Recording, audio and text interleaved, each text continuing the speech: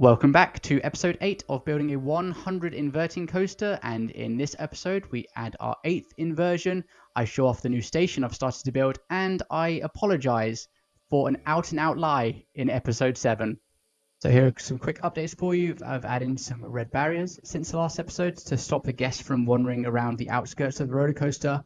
Here is the corkscrew that we added in at the end of episode 7, and if we just go ahead from here, you will see the station that we are building for the roller coaster. So I think at the moment, tentatively, I'm looking to build a kind of steampunk-esque vibe, something maybe similar to the likes of Fly at Phantasialand or Baron at Efteling. So there we go. There's a little sneak preview of how that is coming together and how that's going to fit on top of our 100 inverting roller coaster. And it's gone. So same as every other episode, let's get into editing the track, and I will apologize now in advance. This took me longer than any other inversion I think I've put in. So yeah, just looking now at the coaster, I think I've got 2 future areas there that you've just seen where I could potentially put in some inversions, but we're going to take out this upwards helix here that goes straight into the block break section, speed that footage up, and yeah, let's see what we can create. And when I say let's see what I can create, what I'm trying to create here, and what takes me a few attempts to do, is a kind of a half loop into an inline twist, connecting into the block break section there. So yeah, this footage is sped up to 6 times speed, so you can probably guess how long this took me to do. And even once I kind of connected it, I just wasn't happy with it. So you'll probably see this process happen 2 or 3 times. Yeah, because that is, thank God for the smooth tool section, because that was not looking good at all. I wouldn't want to ride that in real life.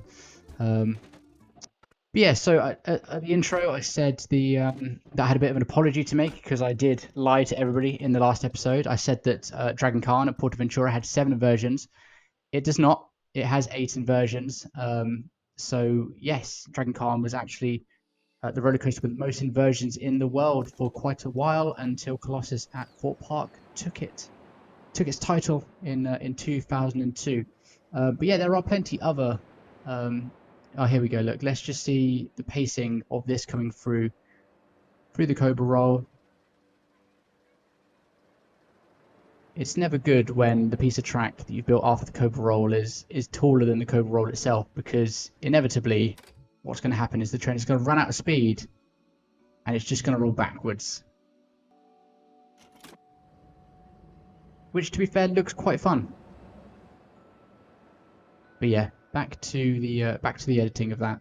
So before I rudely interrupted myself there with some footage of the coaster going around, we were just talking about the Dragon Khan. So yeah, Dragon Khan had 8 inversions, and it's been a while since we've been on it. It may have become smoother, but the last time we rode it, it was pretty rough. So we've ridden quite a few coasters that do have 7 inversions. So we've ridden Montu and Kumba, both at Busch Gardens, Tampa Bay, and also Kraken at SeaWorld Orlando as well, which were great fun. And I remember as a kid, my one of my favorite coasters was the Incredible Hulk at Universal Studios.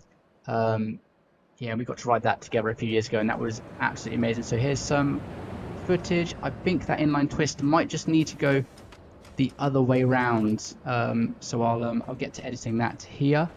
And then also the new coaster at Europa Park, Voltron, that also has 7 inversions, and I've seen some POVs of that ride, and it looks absolutely incredible.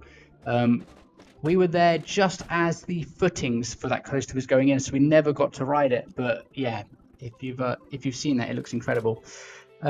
So quickly coming out of the game and going back into the game, I don't know if you guys had noticed on the screen, but it had little pop-ups everywhere, which was quite frustrating. So yeah, just closing the game, coming back in again, that's got rid of them.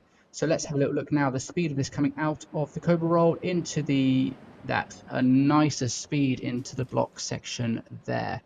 That's much nicer. So let's give this ride a bit of a test. let's see what we're looking at. So there we go, inversions 8, but we do have a part of the coaster now that has a 5.89 G for the vertical G. So yeah, let's just head around the coaster and try and smooth it out a little bit, just to try and make that ride a little bit more comfortable for our guests. So that should hopefully be a little bit smoother. But what I have noticed whilst the trains were going around is by the red arrow here, is guests seem to just be walking up to the red barrier and just getting stuck there. You could just turn around. Can we pick them up? Can we move them? Yes, we can. We can pick the entire group up. And they were just about to walk away actually, but there you go. That's a much quicker route for you guys to get to the exit.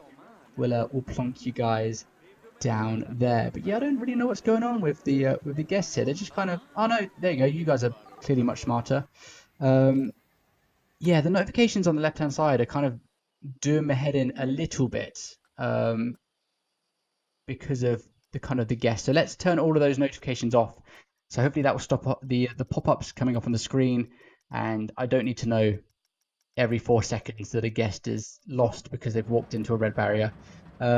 Here is a little bit of on-ride footage. We're just going to try and figure out where that vertical G-force is going quite high, so that's fine. We don't mind a few little short bursts of 4G there. The human body can absolutely withstand a couple of blasts of 4G, but really we want to be trying to avoid anything above that. So anything above 5G, we're going to try and smooth out. Yeah, that's not too bad either. Down into the dive loop. Oh, we are spiking just to 5.13 there, so we'll give that a little bit of a smooth out as well. So here we go, we're just going to lower the train a little bit just so I can get more of a smooth bend on that roller coaster. Again, we're into to times 6 on the speed here. And actually, where I'm putting in the overbank turn here, I think at some point down the line we will add one of our inversions in here. That's there's quite a bit of space there in between the two inversions, and I think if we're aiming for 100, we are going to have to cram them in. We've lowered the train down here as well, again, just to kind of soften the bend and the arch on that roller coaster too. And let's smooth that little kink out, and that should hopefully ride much better. There we go, that stays under 5G, that's perfect. Here we go, Elmo, let's get the ride open, he's ready to go. Let's watch the guests stream onto the coaster.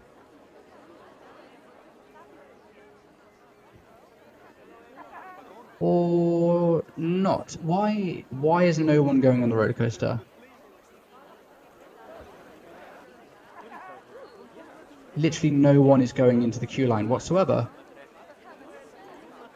Does that mean I've missed something somewhere? Is it too forceful? Oh, no, okay. Limitless 5 is too expensive for an old ride. Okay, looks like we're going to be making that cheaper. Also, I don't think it will be called Limitless 5 for the rest of its life. If you have any suggestions of what we could call a 100 inverting roller coaster that's potentially going to be themed to a steampunk theme, pop it in the comments below. Also, if you've ridden Dragon Khan or any of the other roller coasters I've mentioned, yeah, let us know what you think in the comments below about those roller coasters, or if you've ridden any other roller coasters with 7 inversions that we have not. But yeah, guys, it's time for us to jump onto the ride for an on-ride POV. Thank you very much for watching. If you'd like to like and subscribe to our channel, it would be appreciated. Enjoy the ride.